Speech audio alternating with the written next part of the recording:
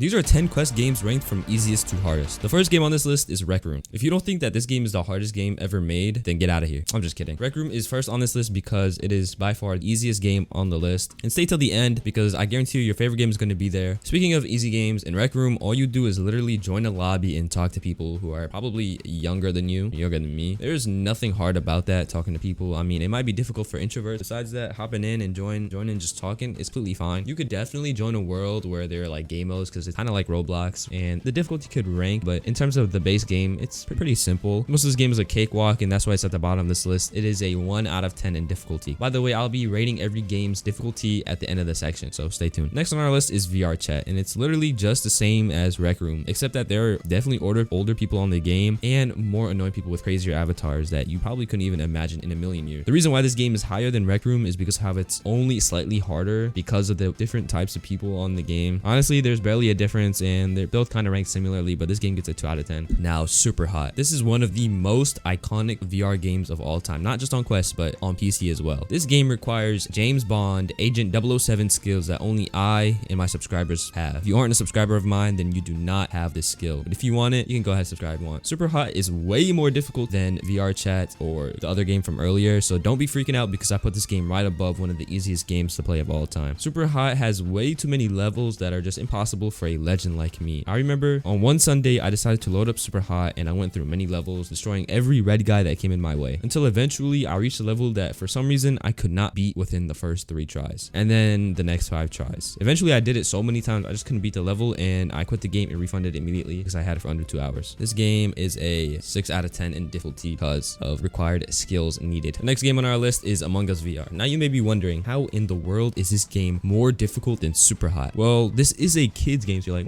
it might be a little simple. Well, let me tell you, if you have ever played the original Among Us, you know that this game requires a level of finessery and trickery that is needed to win the game. The amount of lying and capping that you must do is insane, and it's on another level. Even Habby147, or however you say his name, admitted that this game is like an interrogation simulator. Game of Among Us before, and I was super unprepared for the interrogation simulator I was walking into. And the only way for you to win is to be a lawyer or professional gaslighter. That's pretty much it. This game requires mental games that you've never seen before, nor have ever been used in real life, besides by professional cops doing interviews. This game is a 6.5 out of 10 in diff. Next, we have the biggest VR game of all time, I think. It might not be, but I think it is, so it is going to be now. And it's Beat Saber. Now, I'm not gonna lie, this game can be very easy, but then you have whatever this is.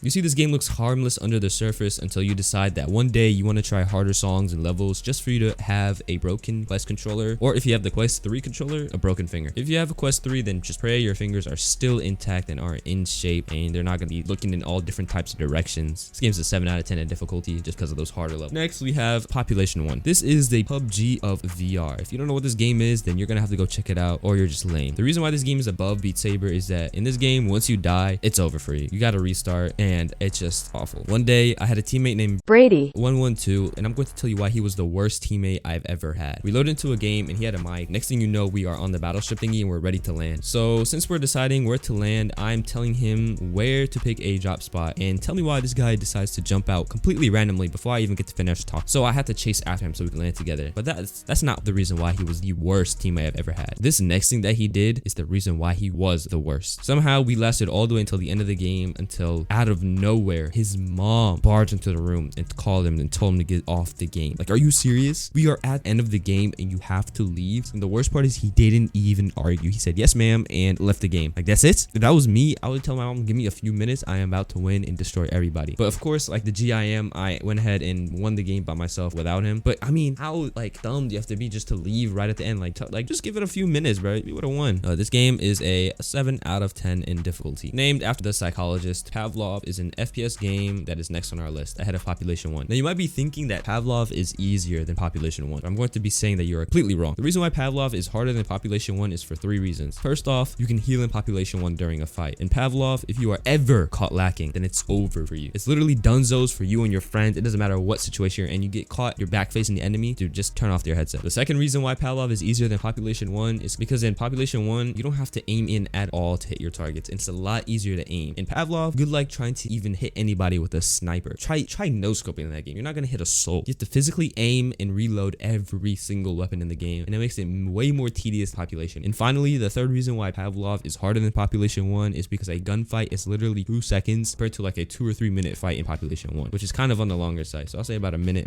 about a minute. Population 1, you can heal up, run away, fly away, climb up a building, heal up, do barrel rolls. And Pavlov, once you're shot, your character stops moving and it's reps. You cannot turn around in time. So this game is a 7.8 out of 10 in difficulty. This is my VR game of the year. Not that other random game that somehow won on Steam.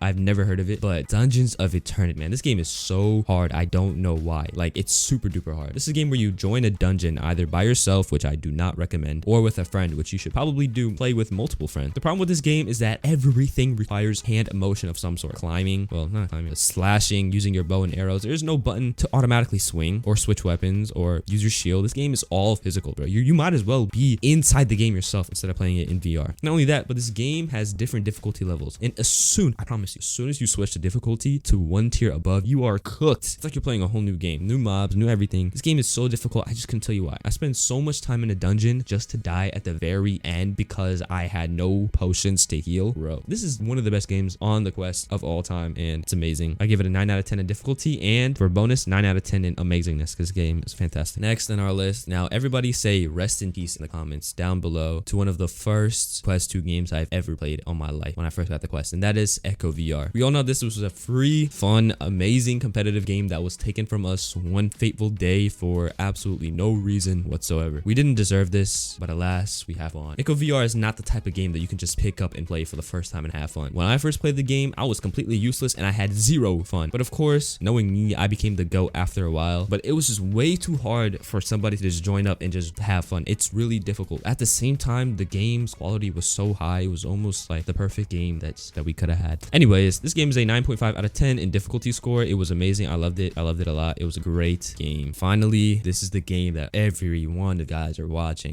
Every one of you guys who's watching this video has played or is playing right now. And this is the one and the only Gorilla Tag. This game is the game. This game is the man. You think of VR Quest, this is the game that pops up. But the problem with this game is just way too hard. There's a reason why this game is dominated by the younger group or demographic. They have so much time to play this game and master every mechanic there is. It's kind of like the Fortnite era when it first popped around when I was younger, like 13 and 14. That's about the age range of the kids dominating the game because we were all mechanically skilled compared to like the 18-year-olds and above who are way too mentally and physically slow to keep up. And it's kind of like that now, right? Older people cannot keep up in games like Gorilla Tag, Fortnite, Call of Duty, Black Ops 3, the best game of all time. Playing this game is like finding a pin in a haystack, whatever the saying is. This requires so much physical and mental time that it's impossible to be good if you're starting now. You should have started when the game first came out, let alone compete in competitive lobbies. This game is fun with friends who are on the same skill level because then you either all can be pros or you all can be dookie. But when I played this game, there was no fun involved. I have to research different routes just to even move, and then just moving in this game is too much work. You have no legs or nothing, no joystick. You just got to use your arms and swing. And 5 minutes into gameplay, I'm already sweating. I've already got to go take a shower. It's done. It's wraps for me. And this little kid who's been playing for years is swinging around me, doing crazy tricks, climbing up a wall with one hand. I've never seen such abilities in real life in my entire universal experience of life. This game is a 10 out of 10 in difficulty. Very difficult. If you're older, I don't recommend. If you're younger and you have a lot of time on your hands and you're